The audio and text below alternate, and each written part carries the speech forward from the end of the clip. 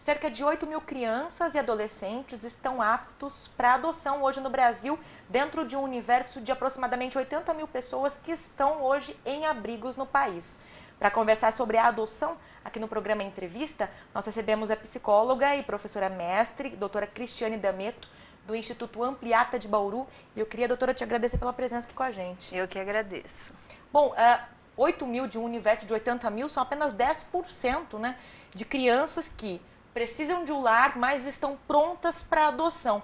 Por que uma porcentagem tão baixa? Essas crianças, as demais, elas estão em processo judicial aguardando para serem liberadas para adoção.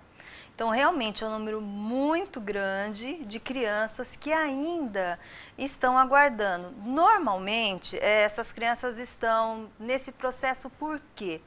A justiça faz um trabalho extenso para que essas crianças retornem ainda para os seus pais biológicos ou para parentes próximos. Então, para tirar o poder dessa família, tem todo um processo e isso é realmente demorado. Uma outra coisa é a burocracia também, né? A dificuldade de a gente ter um número de profissionais suficientes para que esse processo ande mais rapidamente. Então, infelizmente, hoje essas crianças acabam ficando, fazendo aniversários, né, nos abrigos e o tempo vai passando. E nós temos aí um número reduzido de crianças aptas para adoção, comparado ao número de pais interessados em adotar. Então, essa burocracia toda acaba afastando de muitos pais que tinham interesse inicial na adoção desse procedimento. Quais são os protocolos para quem se interessa na adoção? Então, não existe assim. Os pais têm que procurar o fórum da cidade, né, levando o documento RG e uma certidão de residência. E lá eles vão dar as orientações sobre os documentos necessários. Né? Aí eles preenchem uma ficha, um cadastro, e esse cadastro vai para aprovação, né, pela Vara da Infância e Juventude, e aí eles entram nessa lista de cadastro nacional de adoção e aguardam. E aí, de acordo com as expectativas dos pais, né, há esse tempo de espera que normalmente é de um ano e pouco, né, de acordo com aquela criança que eles desejam também adotar. No mínimo, né, esses pais têm que ter 18 anos, que antigamente era 21, agora já reduziu para 18 anos. Então, a partir de 18 anos, você já tem condição de adotar uma criança. Agora, quais são os critérios que são analisados dentro desse universo? Eu sei que o número de 30 mil pessoas que estão cadastradas hoje como interessadas, pessoas e casais, né, interessadas em adoção, mas quais são os critérios que são analisados no momento de se concluir esse processo? Olha, de uma maneira geral, vão analisar a condição financeira, né? É feito várias entrevistas para também analisar a estabilidade emocional, né, desse casal, as motivações que levam o casal a adotar uma criança, né, os desejos, né, que permeiam esse casal. Também esse casal não pode ter nenhuma passagem aí, né, pela polícia, nenhuma coisa que vá gerar um comprometimento, né, no caráter, né, desse casal. Então, essas são as regras aí mais ou menos gerais e que demonstre aí uma condição geral para estar recebendo essa criança. Agora, doutora, nós sempre vinculamos a ideia de adoção às questões envolvendo infertilidade. E a gente conversava antes da entrevista e você me disse que há algo muito interessante, que existe a adoção clássica e a adoção moderna. São casais que são impulsionados à adoção, mas que não necessariamente passam por esse problema. Conta quais casos são esses para a gente. Então, a adoção clássica é a adoção que ela é voltada mais para o interesse dos pais, né? O desejo de ter um filho, e normalmente são casais que têm essa dificuldade. Tá? E aí eles vão em busca, né, de viver essa experiência. A adoção moderna são aqueles casais, às vezes, que até já têm filhos, mas ela é voltada mais para o interesse da criança que está no abrigo. Então, a preocupação é em tirar essas crianças do abrigo. Então, não se tem tanta preocupação em uma satisfação pessoal, e mais um interesse genuíno, né, de ajudar essas crianças que estão no abrigo. Então, essa adoção ela começou nos países desenvolvidos e hoje no Brasil a gente já tem pessoas que adotam crianças com HIV, crianças com paralisia cerebral, aí às vezes uma, duas crianças, irmãos, grupos, né, de irmãos, então voltado para o interesse realmente da criança. Então ela não visa, fala assim, aquilo só que eu quero, mas aquilo que é importante também para essa criança que está vivenciando uma experiência negativa aí de, às vezes, 1, 2, 3 anos num abrigo. E essa adoção moderna é o que a gente mais precisa hoje, né? E é um processo muito bonito, né? Um acontecimento muito interessante e que vem se desenvolvendo bastante aqui no Brasil também. É verdade que boa parte das crianças que estão em abrigos hoje, elas são filhas de mães ou pais que dependem do crack? E ainda existe aquele preconceito, né, ou aquele medo de, ai meu Deus, eu vou adotar, qual é a herança genética dessa criança? Existe isso ainda? Existe sim, né, Janice, é um medo que a gente ouve muito dos pais ainda. Eu vou adotar uma criança, mas como é que é essa criança? De onde ela vem? Né? Qual que é a herança genética dela? Isso vai se manifestar depois? Então, esse medo dos pais, ele é muito comum. A maioria das crianças que estão em abrigo são filhas de usuários de crack? Tem bastante sim. Né?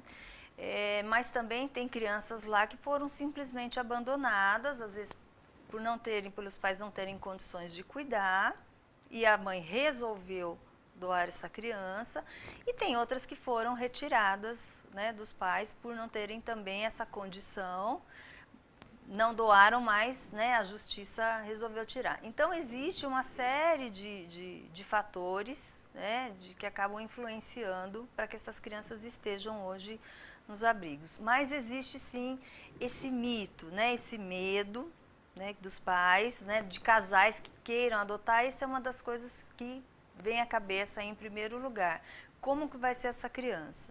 E é importante que a gente pense na nossa herança genética também, né? Quem que não tem aí, né, na sua vida pregressa, lá na sua herança, doenças, predisposições.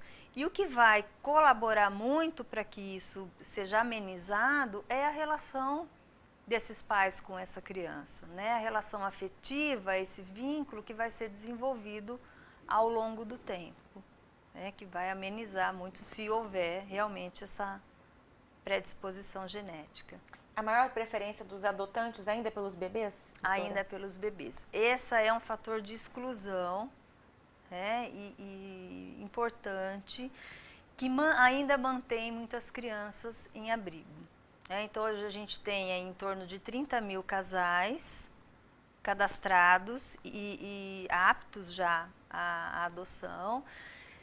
E 70% deles, mais ou menos, a preferência é para crianças entre 0 a 5 anos. Né? E nessa faixa etária, nos abrigos, a gente tem só 8% das crianças. A grande maioria já está acima dos 10 anos. Então, isso vai travando todo esse processo de adoção também. Então, ainda existe essa preferência. Por quê? O que passa na cabeça dos pais? Né? Uma criança mais velha vai ser mais difícil de eu educar, ela já vai trazer os vícios do abrigo. Uma criança mais velha,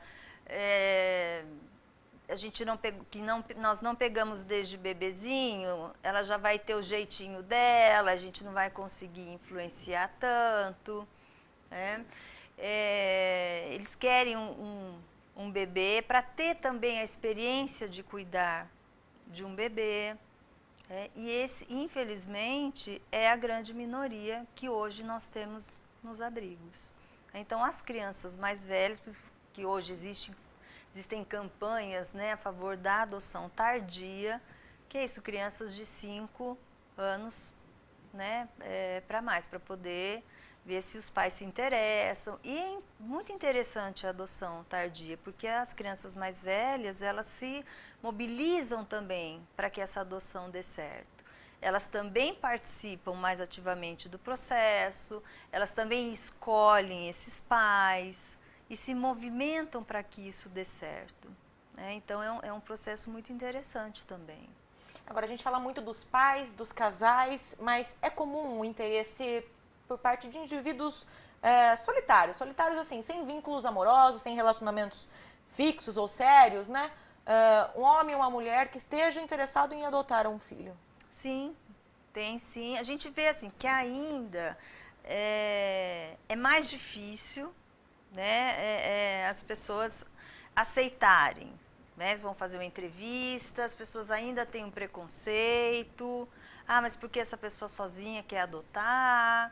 Então, quando é casal, é mais fácil eles conseguirem entrar na fila de adoção. No entanto, hoje, né, está se abrindo mais essa possibilidade e essas pessoas que estão solteiras ou que são separadas e que desejam adotar estão ganhando mais espaço. Mas aparece sim, né? Tem essa procura sim. Agora, doutora, a gente traçou o perfil dos pais ou dos indivíduos, casais, enfim, interessados em adoção hoje no Brasil e das crianças que estão disponíveis para adoção.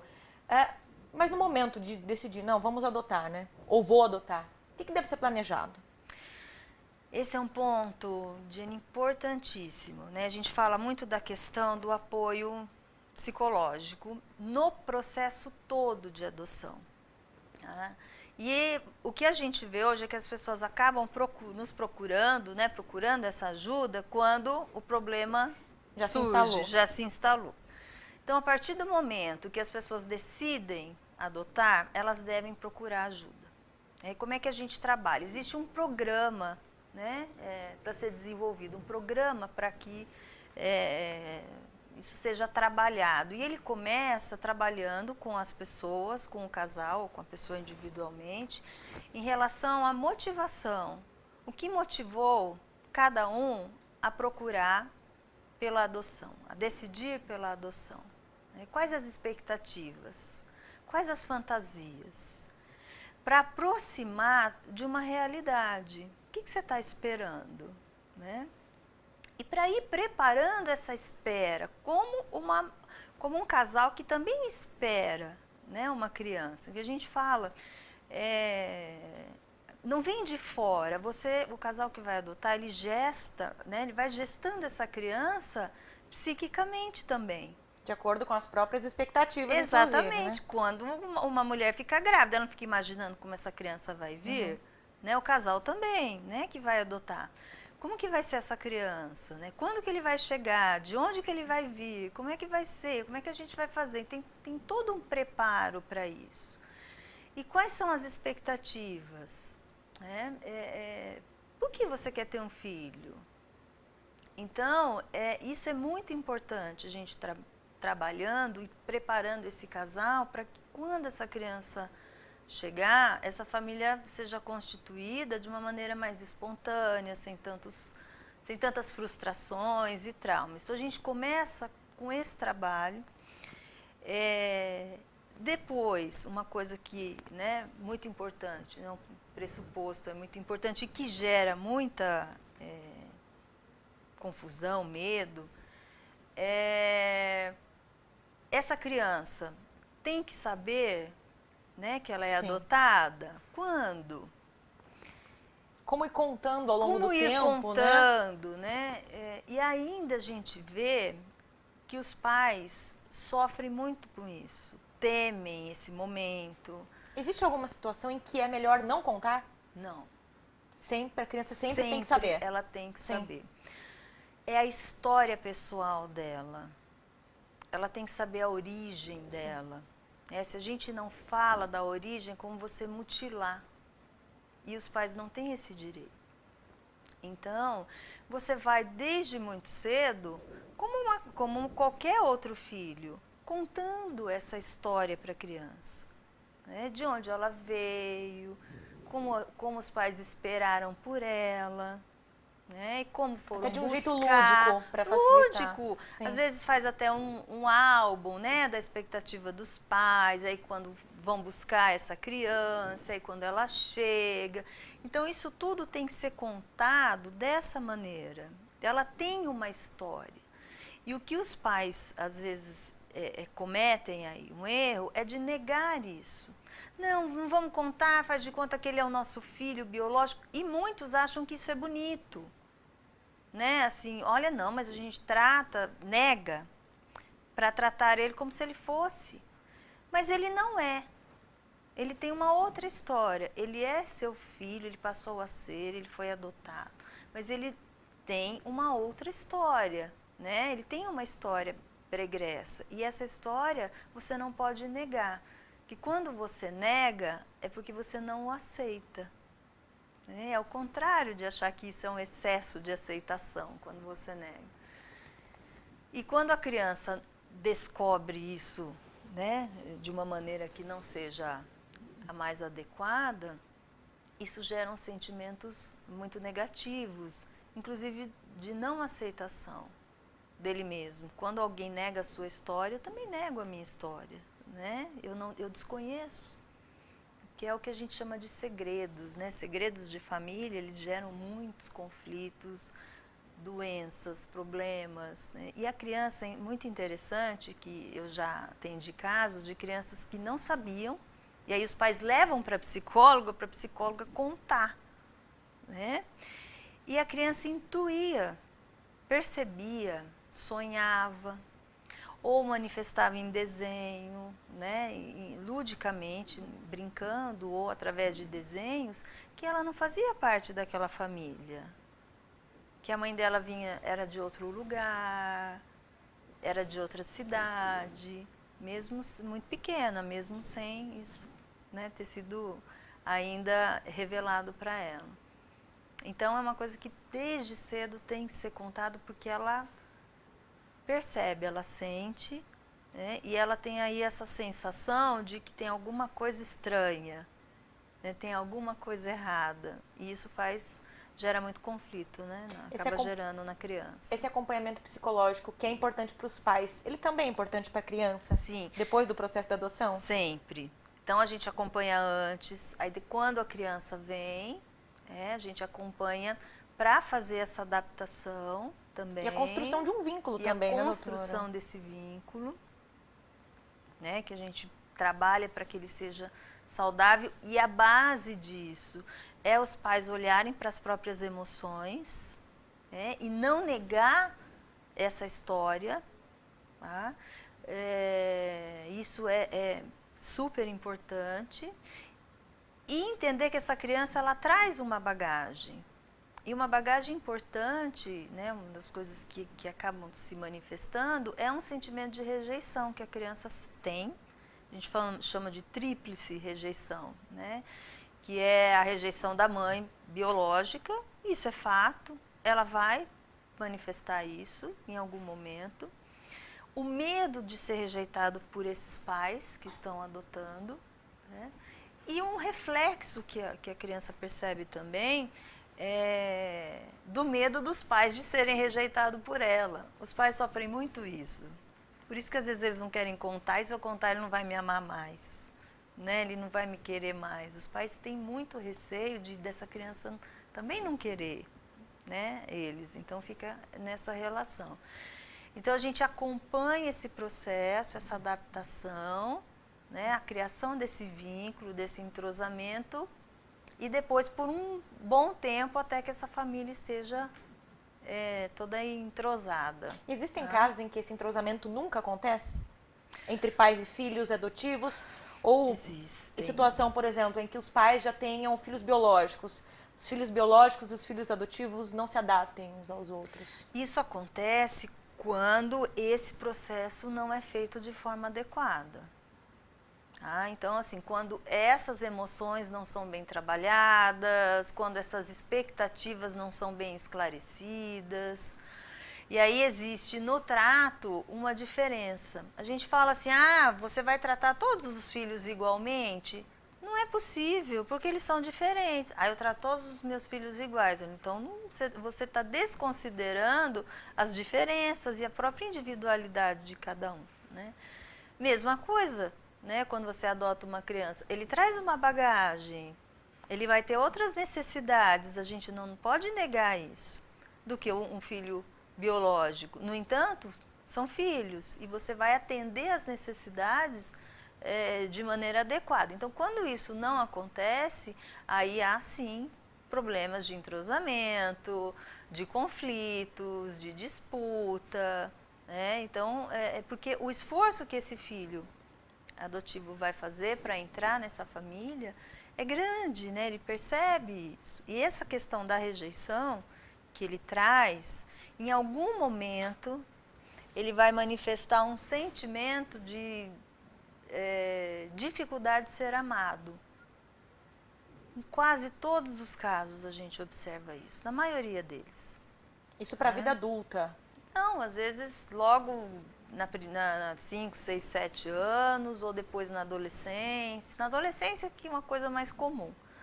Eles têm a dificuldade de aceitar que foram aceitos. Então, aquele medo de você abandonar de novo, parece que persegue. Então, é uma coisa que os pais têm que compreender e persistir nesse amor. Porque às vezes eles rejeitam. Então, às vezes ficam mais rebeldes, testam o amor dos pais. E os pais têm que persistir. Então, isso é importante os pais saberem. Olha, em algum momento, isso vai acontecer. A dificuldade de receber o seu amor. Uma adoção pode ser revertida? Doutora, não pode, nunca? Depois não que se já adaptou. aconteceu, não. Tem todo um processo, né, de não é assim, leve e já adotou. Não. Tem todo um processo, ele é gradativo. Para ver se essa criança e se os pais Existe um processo de adaptação, sim, então, vão se adaptar. Tem um tempo para isso. Depois que foi definida a adoção, ela é irreversível. Não tem, não quero mais, né? Não. Aí ele é como um filho mesmo, né? Então, você passa a assumir todas as responsabilidades. Uhum. Agora, a gente já compreendeu a importância, né, de uma terapia acompanhando esses pais desde o primeiro momento em que há interesse na adoção até o momento em que isso se concretiza e, enfim, esse relacionamento entre esse novo membro da família ao longo dos anos. Mas qual que é o suporte que o sistema de saúde público dá para essas pessoas, filhos, pais, doutora? Então, tem alguns grupos já de reflexão, né, que são chamados grupos de reflexão, onde existe a dúvida. Vou adotar, não vou, esse processo, como é que tá? Então, casais que querem adotar, existem programas, alguns programas já voltados para isso, para preparação também desses casais que se destinam, né, a fazer entrar, né, nesse processo de adoção. Tá? Mas ainda é muito escasso, né, muito pouco o que se tem, né, de profissionais voltados para essa situação. Então, é sempre quando a relação acaba dando problema, que aí vão procurar, mas uma coisa mais específica para preparar esses pais ainda é muito, muito pouco. Então, o que acontece é um acompanhamento nesse processo, durante esse processo, né, que é feito pelo psicólogo do judiciário, né, pela equipe, para ver se há adaptação e tal. Aí isso é feito, né, até chegar num processo de adoção de fato. Uhum. Doutora, só para a gente encerrar a entrevista, eu queria que você desse, além, né, da gente reforçar aqui a importância da busca pela terapia, mas desse alguma dica para quem está nos assistindo e tem interesse em adotar, tem vontade de adotar um bebê, ou uma criança, ou um adolescente, enfim. Qual é a primeira reflexão, ou quais são as primeiras reflexões que devem ser feitas? Eu acho que a dica e mais importante é as pessoas, o casal, se perguntar, né, o porquê, qual a motivação, né, em adotar essa criança e entender que além da questão da própria satisfação pessoal, tem muitas crianças em abrigos, né, e que precisam de um lar. Então, não só você satisfazer a questão da maternidade, né, da experiência de ser pai e mãe, que é possível também fazer isso com crianças que estão aí, crianças maiores, crianças com problemas também, que você pode exercer isso e que isso vai se concretizar no vínculo, na relação, ao longo dessa convivência, né, e que isso é um processo muito bonito, muito importante para a sociedade que a gente está vivendo hoje. Perfeito, que delícia de entrevista. Eu queria te agradecer. Obrigada, Lidiane. Aqui no programa Entrevista da TV Câmara com a gente, a doutora Cristiane D'Ameto, ela é psicóloga, professora mestre, está vinculada ao Instituto Ampliata de Bauru, Psicologia e Saúde. Eu queria que você deixasse um contato do Instituto, um site, enfim, para as pessoas que quiserem outras informações, né, quiserem mais detalhes, para conhecer um pouquinho melhor esse processo de adoção. Tá, eu vou deixar nosso site, né, que lá tem as informações, é ampliata.com.br. Ampliata com 2 T's, né? Isso, com 2 T's. Maravilha, doutora, obrigada mais uma vez. Obrigada a você. Pela presença, parabéns pelo trabalho de vocês. Eu queria também te agradecer pela sintonia aqui com a gente. Até a próxima.